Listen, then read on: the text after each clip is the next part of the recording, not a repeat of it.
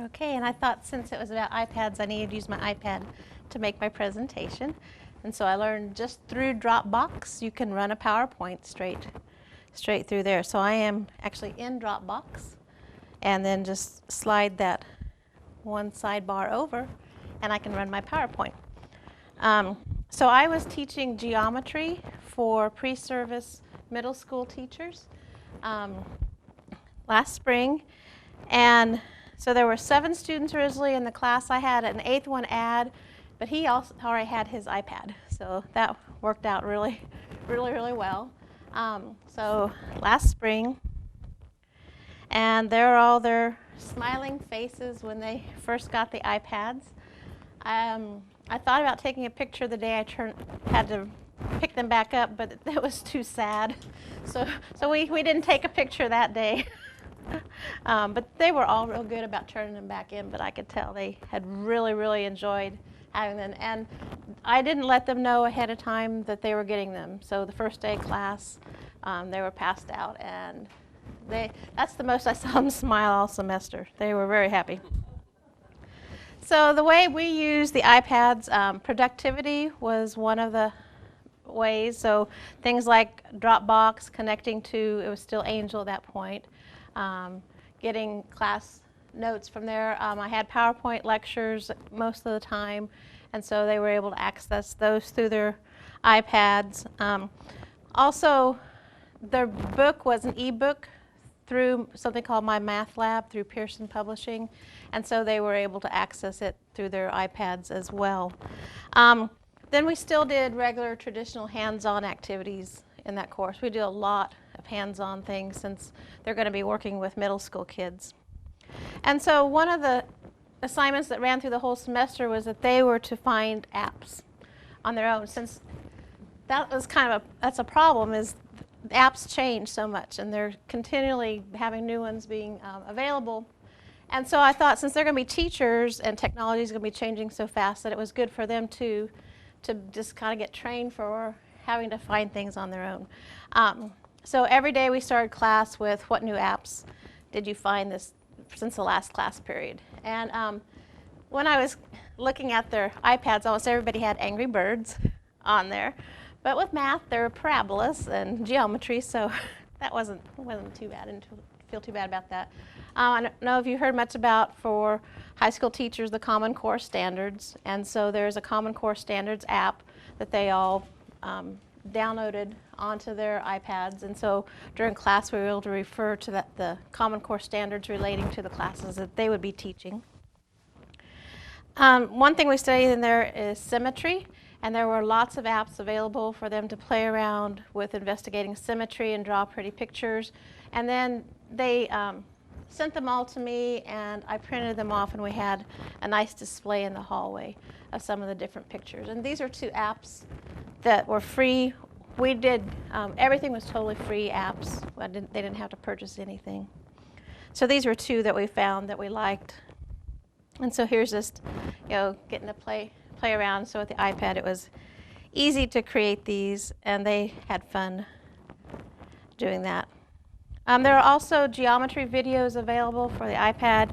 Hoofton Mifflin has some that are free that just happen to be the right topics for us, where some of the free ones are also something you have to purchase. And then Khan Academy videos are very appropriate for use. And probably the app we used the most was this free app called Sketchpad Explorer. So there is a software that you purchase called Geometer Sketchpad that can be used on a PC, and you can create all kinds of geometric sketches, and then they're dynamic. So you can investigate, well, what happens if I move this point? What happens if I change this angle? And Sketchpad Explorer, you can't create those sketches, but once they're created, and with the iPad, you can explore them. And for these that are going to be middle school anyway, mostly we were wanting to do is the exploring, not the creating them. And so, and there were lots that were already readily available that we just used and didn't even have to create them ourselves. And so they were able to do a lot of investigations with this dynamic geometry software. Some issues, there weren't as many free apps dealing with geometry as I had hoped. But that's continually changing. But we found lots and lots of things good for elementary school levels for math.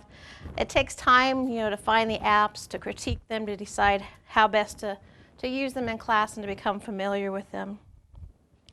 The results, my N is very small, just 7 students, but very, very positive. So just anecdotal evidence, I found that there was more time that the students were spending on task, actually engaged with the material. They were much more enthusiastic about the course than they have been. I didn't expect it, but it really built community within the course, and they felt like they were part of a special group since they had the iPads. And they told me that they use the iPads a lot in other classes, and that a lot of them were doing clinicals out in area schools, and that they used their iPads when they were working with students out in the schools as well. So students had very positive reaction, found that they were very useful for all kinds of classes, and of course sad to turn them back in. One of the quotes was, "I like learning ways to use the iPads as a tool in the classroom." And another one, "Love the iPads that made the symmetry parts easier." So I was very grateful to have this opportunity, and I know my students were very grateful as well. So that's my part.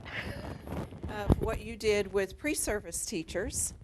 The students that I utilize the iPad with are graduate students who are all practicing teachers. And the degree they're working on is the Master's in Educational Leadership. Therefore, they're looking at the possibility of becoming building principals. So it's kind of a nice stepping stone there.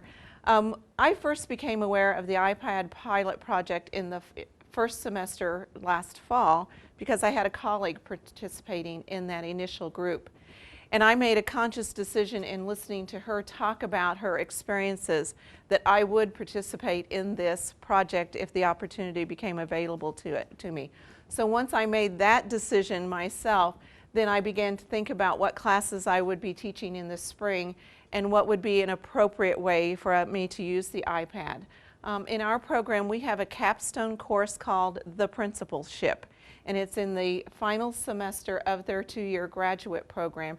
And it really pulls together all of the knowledge-based development and the kind of initial application that they have learned in the other courses to really a pretty much fully application type course at the end there. And I have traditionally taught this class in a face-to-face format. Last spring was the first time that I was going to be teaching it mostly online, and so it is a hybrid course. So there was another challenge there for me in the way I was going to be teaching the class. So my thinking was, how could I use the iPad as a tool to bridge some of that face-to-face teaching that I valued and continue to have it in a hybrid type of course. So I really approached it from 2 angles. First of all, I wanted to retain some face-to-face component with these students who were scattered throughout the Kansas City area, Missouri, Kansas. They were kind of just everywhere in that area up there. And these students had limited contact with each other on a face-to-face basis anyway. They knew each other really online, but had limited opportunities to meet each other face-to-face. So that was my first goal, was to create some face-to-face opportunities for them. My second goal really emerged after that, in that I wanted them to investigate ways that teachers would use an iPad on a day-to-day basis, and then how that could be used as a tool for them as future administrators on a day-to-day basis to support their work. And that idea really emerged because many schools are now looking at one-on-one initiatives, how to incorporate that, or buying iPad stacks for certain grade levels. And as a building administrator, I wanted them to be able to understand how that would become part of their day-to-day structure for their teachers as well as for them as administrators. So back to the first initiative, developing that face-to-face contact. We do a component in the principalship class that are basically in-basket tasks. And every other week I give them an in-basket. They take it to their school. They process it. They look at policy. They talk to administrators, teachers, whoever the relevant people are, and gather really as many ideas on how they might respond to the in-basket. Then in my typical class, they would come back the second week and we'd have a big sharing opportunity. So I saw a lot of value in that, and I didn't want to lose that opportunity in my online format. So that's where I use the iPad. So every other week, when they got their in-basket task, they were assigned a different individual each time in the class that they would have FaceTime with. So we used the FaceTime component. And that gave them a chance not only to talk to people in their own school setting to gather information, but also to talk with one other person. Here's how we approach it, how did you approach it? So they had some FaceTime conversation with another person, and I just developed a schedule and it just changed. We rotated. And then what they did as a team of two is they were required to post on we were using Angel still then, so that I set up a discussion forum for them, and each week with the in-basket, as a team of two, they put their ideas about how they would approach this in-basket up for public reading. And so initially the idea was that everyone in the class would have a chance to read everyone's ideas. So they may not have had a direct conversation with everyone in class, but they had the benefit of everyone's thinking and limited conversations. So we did this throughout the semester, and they would talk to each other FaceTime, and then they would post their collective thinking, and then they would have an opportunity to read what everyone else was thinking about the in-basket. I'm going to teach that class again this semester, and I don't know how I'm going to achieve that exactly, except for I do know I can do it because we have Canvas now, and I think Canvas has components in there that's going to allow me to be able to have I can even have different groups if I want to. So I'm already thinking about how to modify that strategy utilizing Canvas with my current class that I'm going to have this next spring. So I think that gave me some initial ideas. The second piece that I wanted to develop with them was just, again, kind of identifying apps, but also ways to use the iPad. It didn't necessarily have to be through an app. And again, I created a discussion forum, and each time they found an app that they thought, this is really cool, this is really useful, then they would post it. Or if they found a strategy that they were using, a way that they were utilizing the iPad as a tool that they thought was really helpful, then they would put that. And we just did a running list all year long. And once a week I would go, or all semester, once a week I would go in and look at all the new posts, and I would click on them and look at them, make a comment, or add something to it. Other students would do the same thing. So it was open to other ideas, other conversations. A couple of interesting results of that is, one, someone would post an app, another person would go in and they'd say, you know, I used it the way you suggested, but I used it this way as well.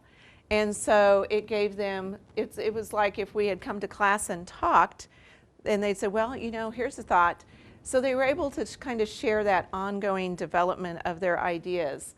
I had one student in the class who actually was probably up here with technology, and because of his level of interest and just his own initiative, and he built an app that he was able to use on his iPad, and then he shared it with everyone else. That is not something I'm going to do this semester, I know, because next semester, because I'm not going there with them. But if I have somebody who wants to build an app, that would be great. The other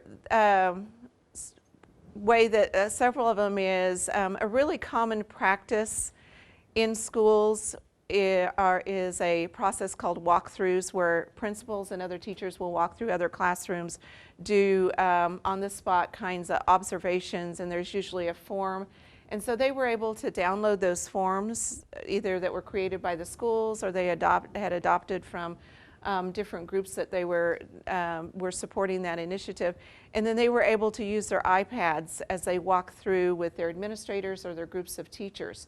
And that's what I was really striving for is, first of all, as teachers or administrators, what apps are available to you that are going to support what you need to do on a day-to-day basis.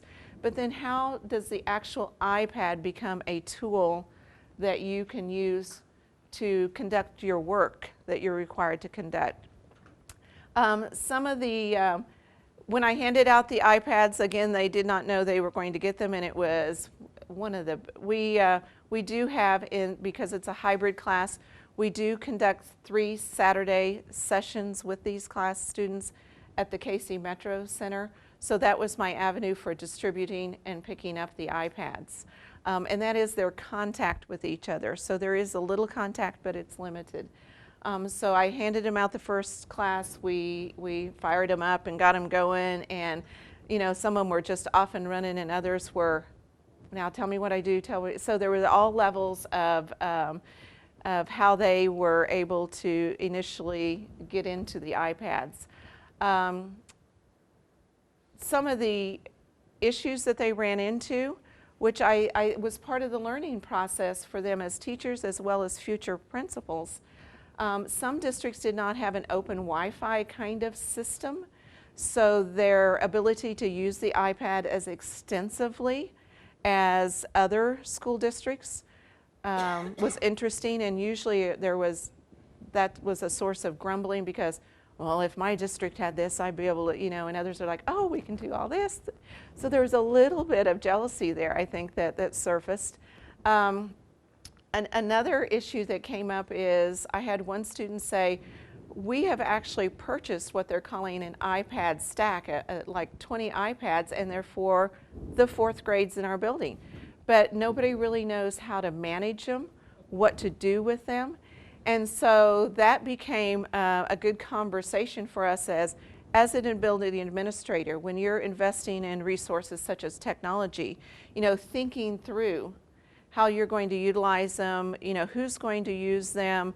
And so we talked a lot about that. So some present situations emerged from some of their school settings that we were able to process, and actually they were able to take back some ideas. And so there was value to that particular part of it as well. We had the same type of situation when they had to turn the iPads in. Many of them said, you know, we just need a moment by ourselves, my iPad and I, if you know, and so the majority of them, I mean, I had one student, could I just have a moment? I just need to hug one more time, one more hug with my iPad. Many of them had adapted so quickly to making it a part of their day-to-day, not just their professional. I said, you just use it across the board. And this may be the wrong intent for them, but I had one student who had just had a baby in December, and her mother lives in Florida. So she would Skype almost on a daily basis with her mother with her new baby. You know, I love that she had the opportunity to do that, and her birthday was coming up in early summer, and she said her mom already told her she was buying her an iPad because she could not let go of this daily Skyping with her. So that was a little personal use of it, which I was completely fine with it because I think it needs to become something that's kind of a 24/7, how to use it in all aspects of your life. So the feedback was very positive. They were very grateful for the opportunity. I believe I learned a lot in how I can use that particular tool to create some of those face-to-face interactions as well as support their professional needs with an iPad. The challenge for me when teaching this class this semester is that Brenda won't let me do the project again, I don't think. And therefore, I won't have the luxury of the iPads, and so I'm going to have to think of other ways to be able to facilitate some of those objectives that I wanted to accomplish. But I appreciate it. It was fun. It was a great learning experience for me and for the students. It is something that they definitely will remember from their program. and they'll think that I was personally responsible, which is good for me as well. So thank you, and if there are any questions or follow-up, I'll be glad to visit with you later about that. Hi, I'm Chris Elliott, and I teach in Family and Consumer Sciences. I agree with what has already been said, that this was an incredible experience for my students, and a luxury for our classroom and for the department to have this. My students did not know they were getting these ahead of time, and the excitement that they experienced when I told them that was just incredible. It was probably one of the most fun days in my teaching career, was when I got to hand out those iPads.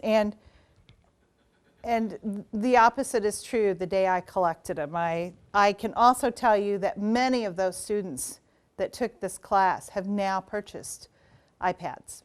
They just couldn't live without them. And I think that really confirms what a positive experience it was for them. I use these for FCS 409, demonstration techniques and teaching technology. So most of the students in there, oops, a second. I'm used to watching this on the iPad. Most of the students in there are going to be teachers, and we are always concerned about providing experiences for them that they can use in their own classrooms. They were very excited. They loved it. They loved everything about the project. And those iPads, I think they slept with them. They were always with them. And it was interesting because I had a couple of the students in another class, and they loved them just as much in that class. And so it really was a part of their life. That was me, though. I had 13 students, and only 2 of the 13 had ever had any iPad experience. And one teacher, I had no iPad experience. I had never turned one on. So this was intimidating to me. I wanted to do it. However, I was just at the bottom level, and I felt really scared going into this. And now I look back at that, and I think it was kind of silly, because they are easy to use, and they're exciting, and they just draw you in. The more you use them, the more you want to use them. And so even though I was scared, I got over that really, really quickly. We did investigate different kinds of different apps in our classroom, and we shared those. We focused on 2 main categories. We focused mostly on apps that could be used for presentations, because this is a demonstration techniques class, and I wanted them to learn to use the iPad during demonstrations. And then they also looked at apps that could be used in education. 12 of my 13 students were in education, and so we also knew that schools like Pittsburgh High School, their Family and Consumer Sciences department has 18 iPads in their classroom. And it's funny, I'm on their advisory board, and they're always saying, now what can we do with these? What can we do with these? Should we get them? I remember the big decision of whether to purchase them or not. And I recommended that to them, but I think if it had not been for this experience, I would have been leery making a recommendation like that, because it's a huge investment. I went to their meeting last week, and they said, we love our iPads. I said, yeah, me too.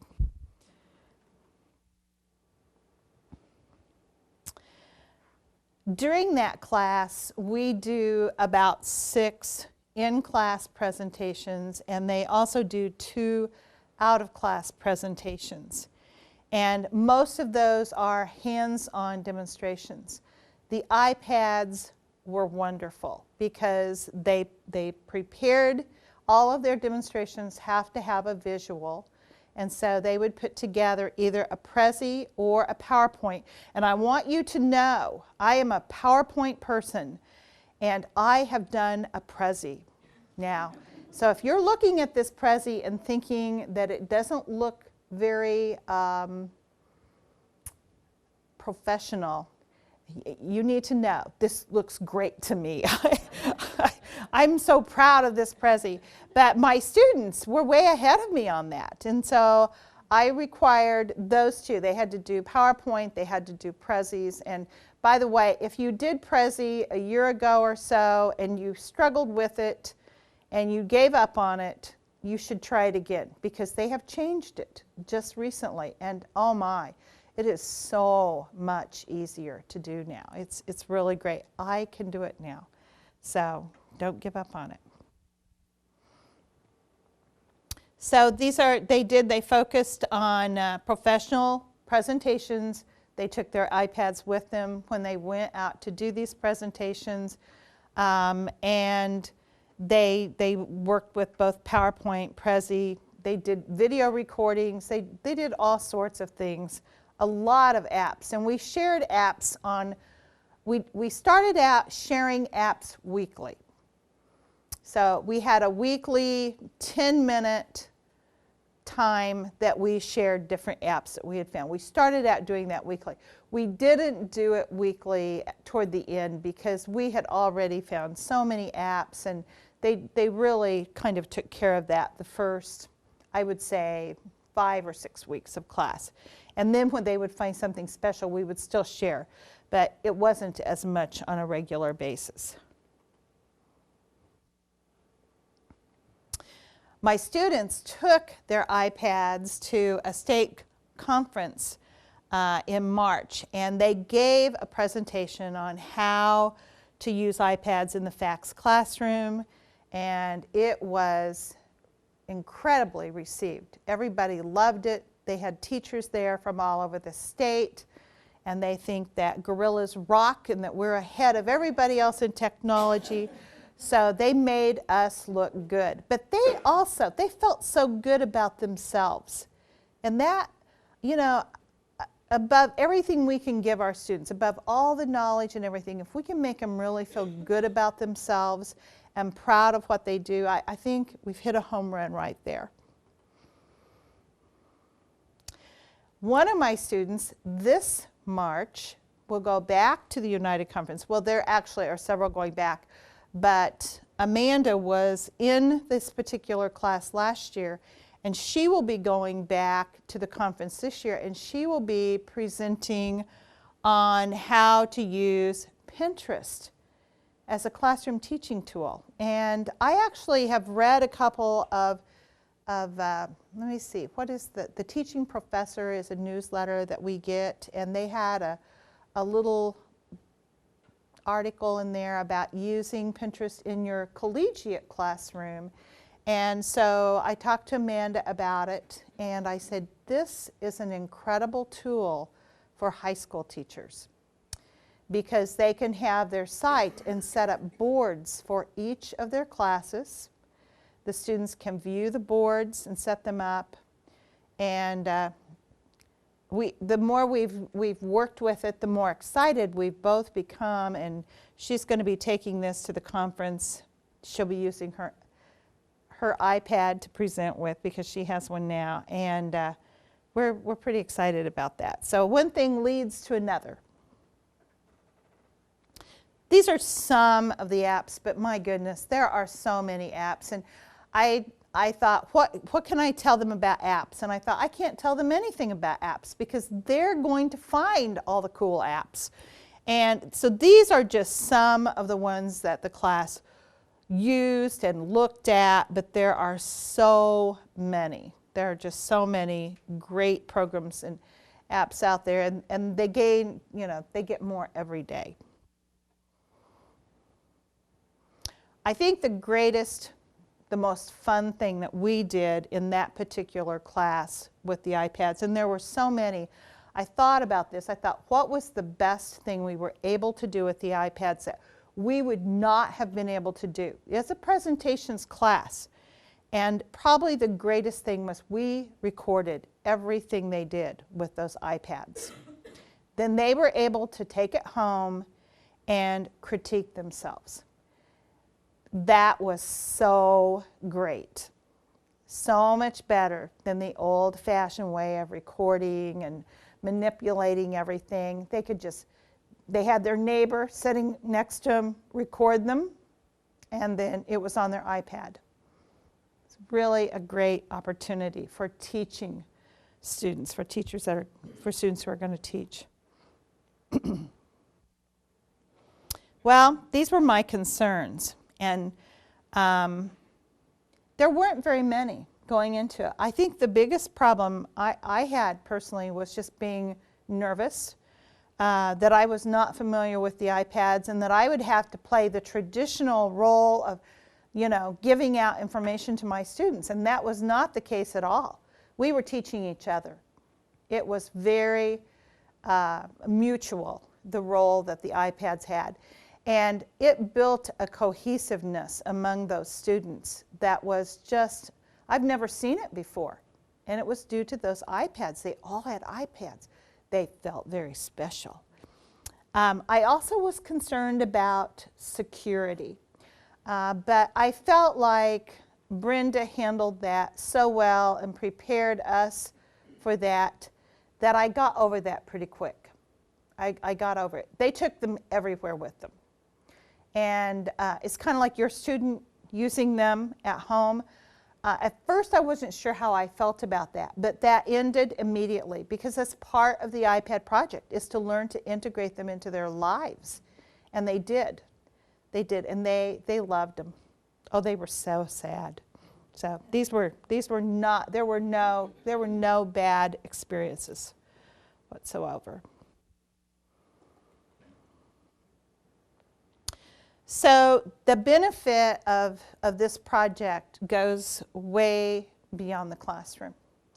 And it really moved into their entire lives. I saw that as a very enriching experience for them. Most of them have purchased iPads. If they haven't purchased them, they want them. It's something that they're working toward in their lives. And I am very grateful to Dr. Olson and to Brenda and everybody that worked so closely with me to help my class have that experience. One of my memorable experiences that I have during my teaching career. Thank you. So, my name's Dick Hurling, and I'm teaching the Tech Center. I don't get up to this end of campus very often, so I don't recognize a lot of faces. Mine's a little bit different. The course that I used the iPads for was called Organizational Development. It's part of the HRD program, the Human Resource Development Program, which is a master's class. And so the function of this class, this type of thing, is that in business applications, these students are going to have to identify the causes of organizational performance problems and come up with solutions and implement those solutions in the field. And so I wanted to use the iPad as how it would be, or how they would potentially use it in business. In the initial research that I had tried to do on this, there wasn't a lot of information associated with that. And so I was looking at it in how do we use this as a business tool for planning, for management, for implementing these improvement projects. And this was the group that had the iPads. There's one individual that's missing from it. There was 13 graduate students. There was 7 international students and 7 male students, so it was a very well-balanced sample, so to speak. The youngest of them was in the 25 age range. The oldest was 45. Let's see. When I first passed the iPads out, and I had them complete a reflection paper at the end of the semester, the youngest student indicated that they really didn't think they needed the iPad or wanted the iPad because they had a smartphone and they figured that the phone did everything the iPad could and they didn't see any reason why they needed it. And of course I'd put the threat into them about returning them and returning the chargers and how they would end up being thrown in prison and things like that. So that might have been part of it. The oldest student did not want the iPad, didn't think they would use it because they had a laptop computer and they didn't see how the iPad was going to benefit them, and their comment was that they didn't need a device to watch movies and play video games.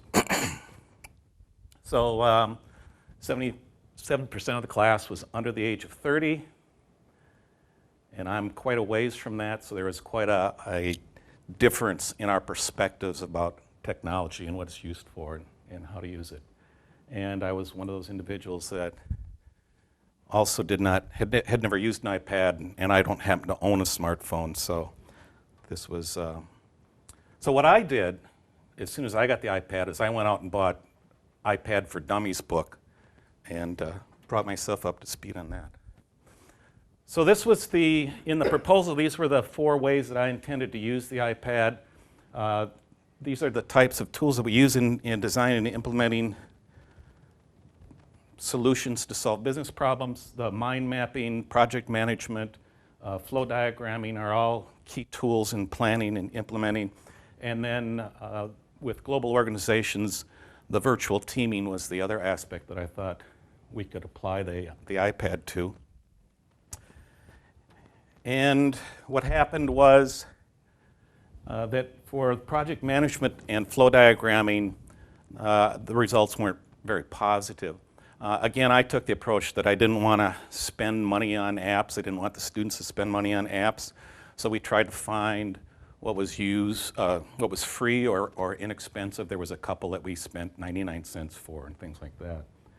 The problem was that these applications required such a long learning curve with them that the amount of what we would have used them in class versus how long it would take them to learn it wasn't a good return on our investment.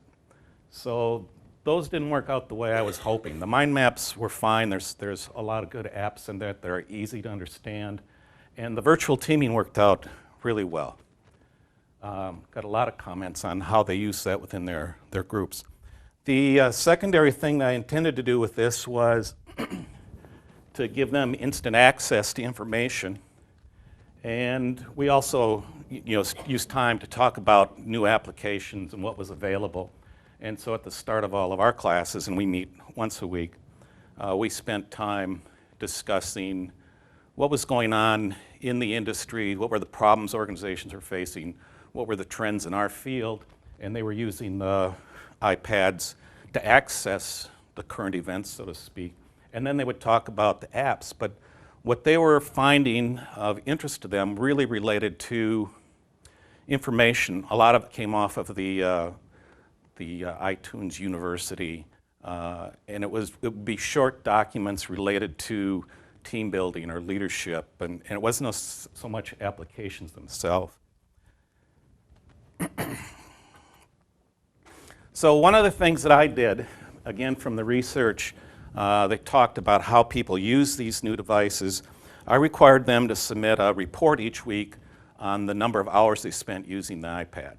And I identified these 4 categories, and unfortunately you can't read it because this computer doesn't have my font, but it was how many hours did they spend a week using it for entertainment, which was reading, watching movies, that type of thing. How many hours did they spend using it for personal productivity, budgeting, managing their diet, that type of thing, social networking, and then finally school and or work. And this was the average for the class, and I was surprised at the entertainment when I thought that number would be a lot higher. So that's how it worked out for the group. This was essentially the overall class average, and I arbitrarily selected those colors. I assumed that if you had it 7 days a week and you used it an hour a day, that 7 hours a week would be a normal. The one student that used it the least only averaged 1.8 hours out of the week, and I had one student that averaged 34 hours a week, which means that he practically lived with it. So in the final reflection, these are some of the comments that I got back on it. And the one that used it 34 hours a week, He was actively involved in a lot of different things, and he had synced his iPad and he synced his computer, and he literally was using it constantly. The gentleman at the table, he was what I would have expected more likely, and one of the international students, and he indicated that it wasn't good for him to have because he was just watching movies all the time. What I was really happy about was the comment from 4 of the students that because of the iPad they were reading more, and that not only meant the assignments, but they were reading a lot of outside references. And that's one of the problems I've always had with graduate students, is getting them to read the assignments, and now I have a vehicle that allows me to let them access to it. And the reason they indicated it was so convenient to take with them that they could read it any place. And so I was impressed with that.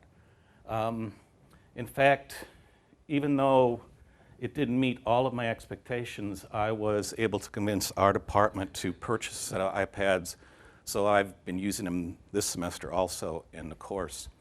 And I've been leveraged on the areas that worked, and one of the things that we did this semester, which was beyond the original iPad project, is I collaborated with another university in another state, and my students consulted with their students consulted with our students using FaceTime. And so that opened up some areas that related to what we did. And like everybody else, after the end of the project, they did not want to return them. I did not have any issues with getting the iPads back. They came back because of the threats I made. This semester, I have had 2 of them come back broken. So that is a problem that you do have to deal with in that. But also discovered that you can fix up in Kansas City, so that's not a big deal. So that was my experience.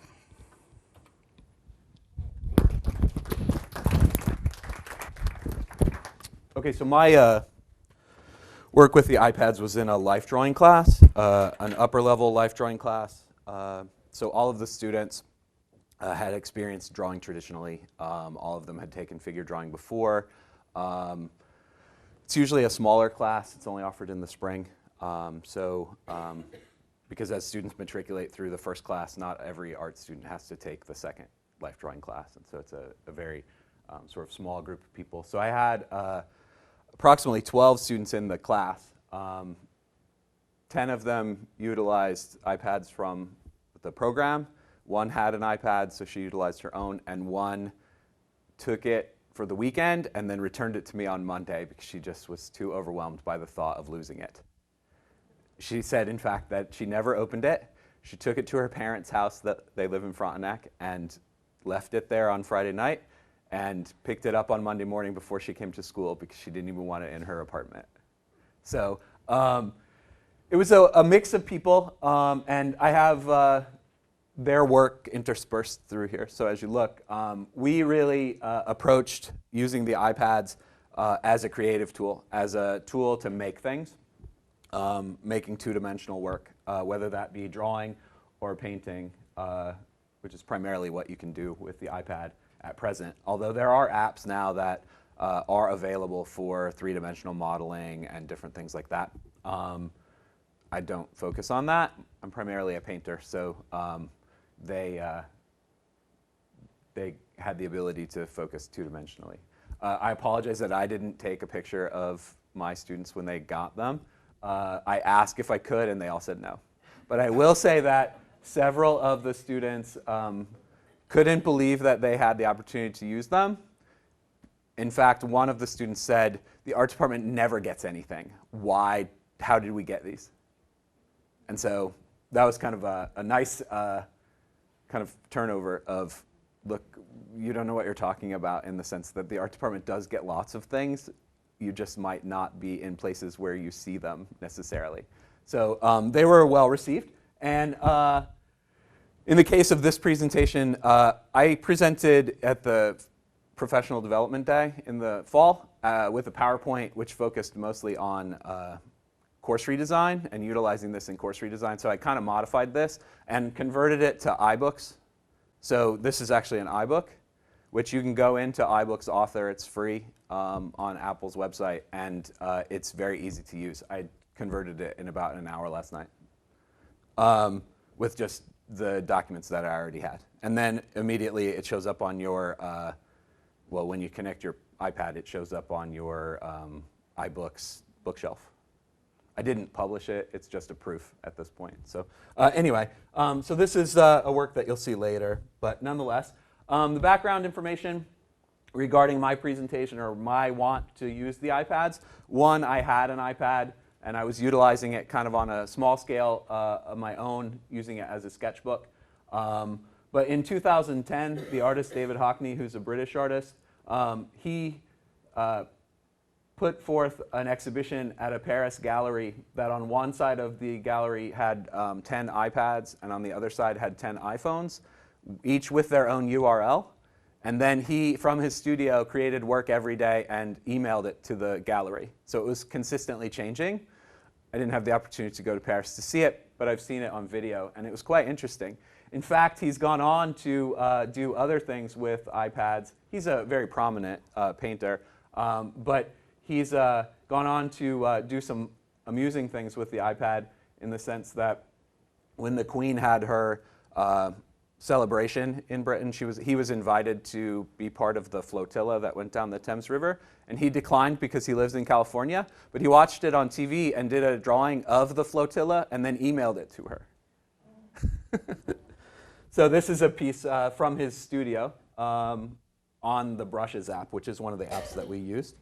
This is a New York-based artist, David Casson, and you can tell his work as well. And this is all done on the iPad, basically with finger painting kind of situation. This was one of my demos from the class. So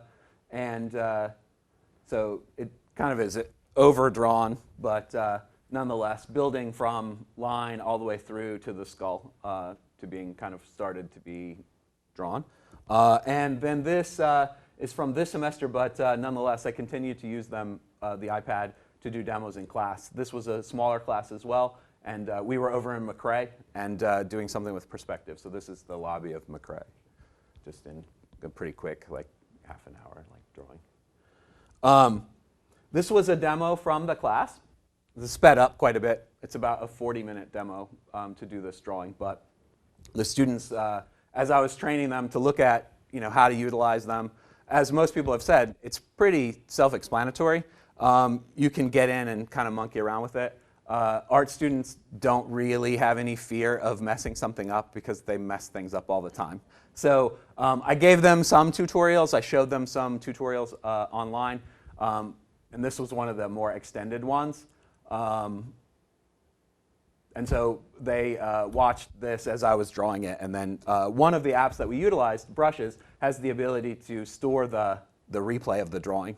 And so we utilized that in class quite a bit in critiques. Students were required to send me images regularly via email. They had regular sketchbook assignments with the iPad. We primarily used it for a sketchbook. And then all of their final work was done traditionally, so we kind of blended the two. And they regularly would email me, and then periodically I asked them to email me the movie as well, so that I could see what was going on. In fact, in the department, we've been starting to discuss the fact that what a wonderful tool that would be for assessment purposes, because we can store that pretty easily, one, and two, normally we only have the ability to assess the end product. Even though it's sped up, the movie of the drawing allows you to see the thought process to a point. And so we're looking into the possibility of how we could utilize that for assessment purposes over the longer term.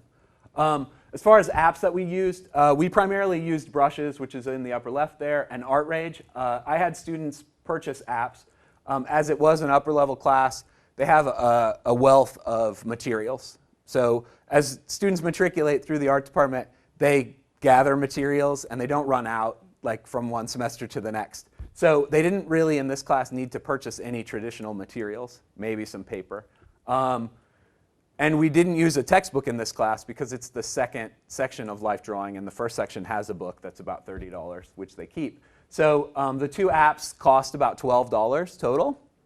So I didn't have a problem having them buy them.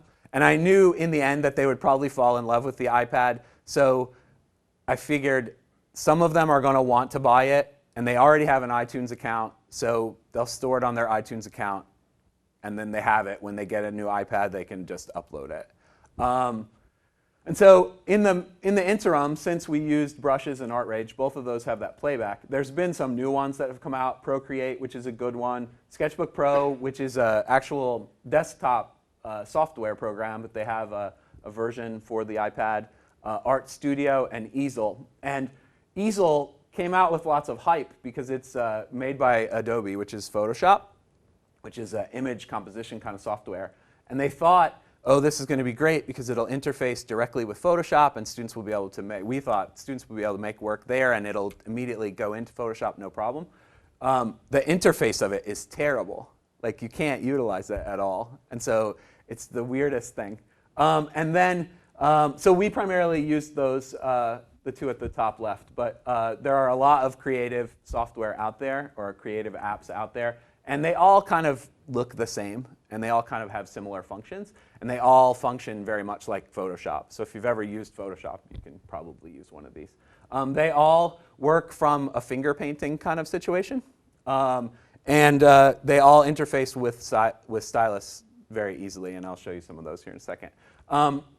Incidentally, when we converted to Canvas, I noticed that there's no attendance record on Canvas, which I found as the problem. And so I went and searched out an attendance app, and that app is very good.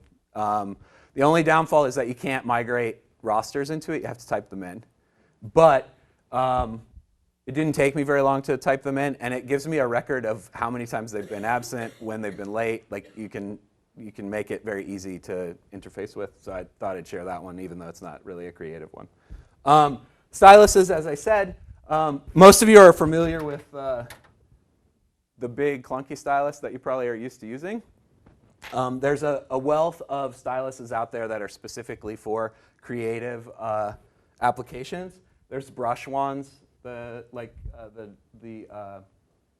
Nomad here on the lower right, and the Sensu, which is up on the upper left. And then these two here are made by a company called Adonit, the Jot and the Jot Pro Touch. And the bottom left one is actually pressure sensitive. So as you make a mark, if you're pressing harder, it makes a thicker mark. So it simulates a pen very, very well. And that would be very beneficial for art students. I didn't require them to get a stylus. I figured they'd just use their finger. I showed them mine, and many of them went to Walmart and bought a $15 stylus. And some of them I loaned mine, and they used them and then brought them back to me so that they could get a sense of the possibilities. So this is work by other artists just out that are doing iPad work. Julia Kay, that's made on Procreate, so it's a lot of line work. One of my students sent me this piece, this Star Wars piece. We have a lot of Star Wars fans in the art department. So that was made on brushes, but he didn't know the artist.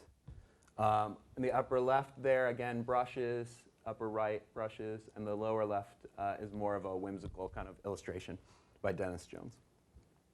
Now, as far as specific goals for my project, I thought that the students probably would learn and understand, I get understand twice, the human form at a deeper level, because they were focused in on the sketches of the sketchbook. Traditionally, we require a sketchbook, but I felt that doing the sketchbook on the iPad, they would get sucked in. I have, my wife has an iPad, and my son plays with an iPad regularly. He's 5, and we have to limit the amount of time that he's on it because he wants to be on it all the time. I could see him being the 34 hours a week, if not more, if we allowed it, but we don't. In fact, we don't allow him to use it 5 days of the week. He only is allowed during the weekend to use it minimally. But ultimately, I thought that would allow more practice because they can take it everywhere. It's just like with reading. Their sketchbook is there. Sometimes you don't want to take traditional sketchbook places, but if you have an iPad, people don't pay attention to what you're doing. So you can sit there and draw people, for example. Secondly, that I knew that they were going to be looking at the process of drawing in a different way. Traditionally, students search out a contour. They look for edges. The iPad really makes you focus on massing things in. And so I knew that that would be a possibility as well, so I was hoping that that would work. And then third, integrating color. Sometimes that's a problem because in art classes that means that there's additional cost. If you have to buy materials, if you have to buy colored materials, those are in addition to normal drawing materials. And so this allowed color to be integrated right away. And finally, I thought that they would this would allow students to start in their sketchbook digitally and then can take it into the computer, because many of the students that were in the class were commercial art students and they deal with digital media all the time or digital work all the time. And it would make it easier for them to move their sketches in, because generally they start with sketches that are traditional, they scan them in, then they start manipulating them in the computer with Photoshop and different other means, and then they output. This allowed them to have a digital file, email it to themselves. The digital file was already there. It basically skipped a step. They didn't have to scan. Some students, prefer the scanning it in and manipulating it even further. Just depends. But ultimately, those were the 4 specific goals that I was looking for. Now, as far as student work, there's a variety of works. As I said, there was a series of sketchbook assignments that they were required to do, and they were all from observation. So here's a selection of those works. And the student's name and the app that they made them in are next to it. You'll notice that most of them were brushes, because that's the cheaper of the 2 apps, and the students, they ponied up money for one or not the other, and some bought both. But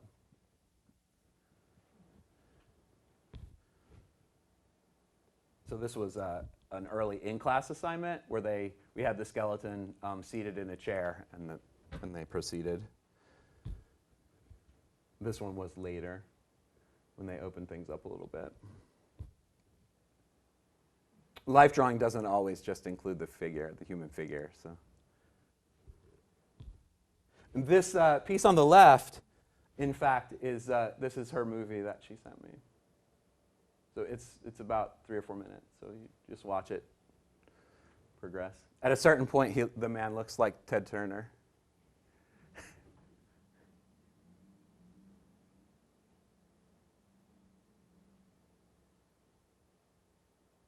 And as you can see through the movie, you can see their process, their thought process to a point where they're making decisions of, is this too light, is this too dark, is this shape right, is this shape wrong, and how it progresses. So as far as the art department goes, we too are hoping to get iPads within the department. We've put in a proposal with the College of Arts and Sciences for that, and we're hoping that the possibility will be that it will be funded so that we can integrate that into our curriculum a little quicker. Whereas the pilot program is a fabulous program, we don't want to have to wait for the cycle to apply again. So we have a pool of 7 faculty that we can minimize the number of people that maybe want to do it, and then we can use them. Those that want to use them all the time can use them all the time.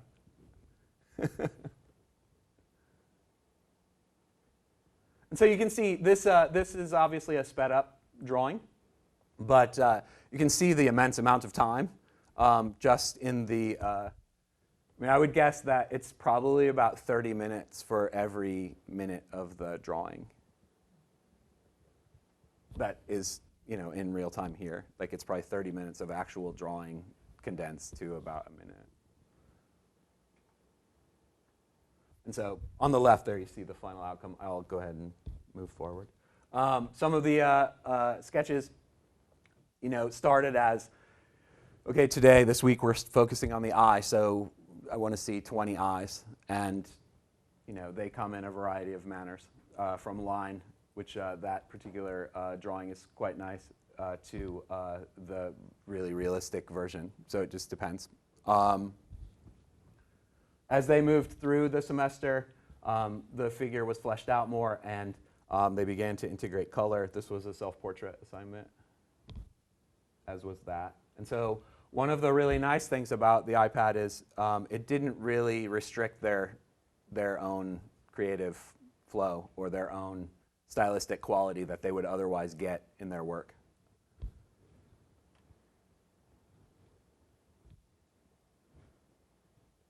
Now, as far as feedback from the students, I gave them a survey, and initially the first question was, give me some feedback on the ease of use in the drawing class, kind of based on a 1 to 5 scale, and this was just a sample. The second question was, how did it enhance or change your thoughts about drawing in a sketchbook? Because traditionally students hate their sketchbook because they don't want to work in it. They want just the end product to be there. They don't want to do the prep work. It's the same as like an athlete that doesn't really want to work to get to the point where they can perform whatever it is. You know, you have to practice, and the sketchbook is where you practice. Or a musician, the same way. You have to do all the scales to be able to play. Same thing, and students really don't appreciate their sketchbook so much. So that was an important question. And you can see that for the most part, they were all rated fairly high in terms of that. As far as narrative or anecdotal evidence, the students liked the ability to review their process, and that changed the way that they saw drawing in general. They didn't see it necessarily as an end product. They saw it as the process of drawing. And then I was glad to see that one student did mention that they were focusing on mass more and looking at the whole thing as opposed to looking at just the line or the edge. And they made a correlation with Photoshop in the sense that they started to look at the process as building layers to get the drawing done, as opposed to just the drawing happening. I had them rate their own success of the sketches on the iPad, and for the most part, everyone that participated rated them very high. I had one student that rated it very low, and that one student rated it low. And interestingly, she was the one that had the iPad herself. It was her own iPad that she was using, but she said the surface was way too small to work on, that she likes bigger surfaces, and so they weren't successful to her. I will mention, though, that I've had that student repeatedly in my classes. She's an art major, and she's in the painting area quite a bit. She's never happy with any of her work, so I don't think that necessarily the iPad was to blame. I think she just is never happy with any of her work. Likewise, another student commented that they felt it was very successful because it seemed quicker to create sketches. And it also seemed quicker for them to make changes to their sketches. I don't know if they thought it wasn't as permanent as it seems on paper, but they were quick to alter things.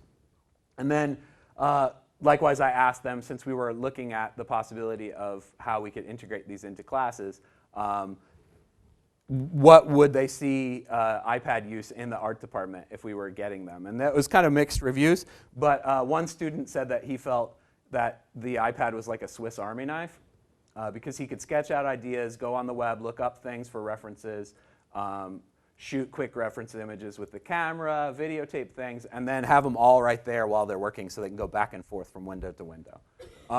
So they thought that that was a definite yes, and they thought all the art department classes should have them just out of hand, as opposed to like having them in a rotation. And then lastly, one student mentioned that it was especially beneficial to sketching, but they could see it used other ways. And they mentioned the organization, because as previously mentioned, many of our students saw it as an organizational tool. They did away with their paper calendar and did everything on the iPad. I know one student played lots of poker on the iPad, but he got his work done, so I didn't really question whether he was playing poker or not. He told me he was playing poker and watching Netflix. It's like, okay, as long as you get your drawings done, I need to see these by this date. In addition, roaming through classes in the department, when I saw students that were in my class with the iPads, we were fortunate in the sense that everyone in the department knew that they were using them, and so they were very open to having them out and open in other classes within the department.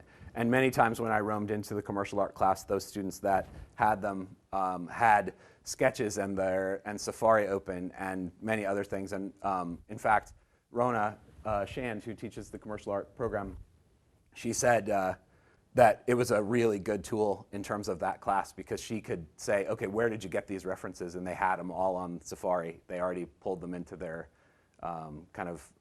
log of, well, in the arts department we call it an image morgue, but research material. And they had sketches, and they had everything, and they could just flip through and be able to use them. So all in all, the program for the arts department was very good. For my classes, it was very good. I don't know whether I was supposed to, but I've applied again for the spring, hoping that I can get them again before the arts department gets their own, hopefully.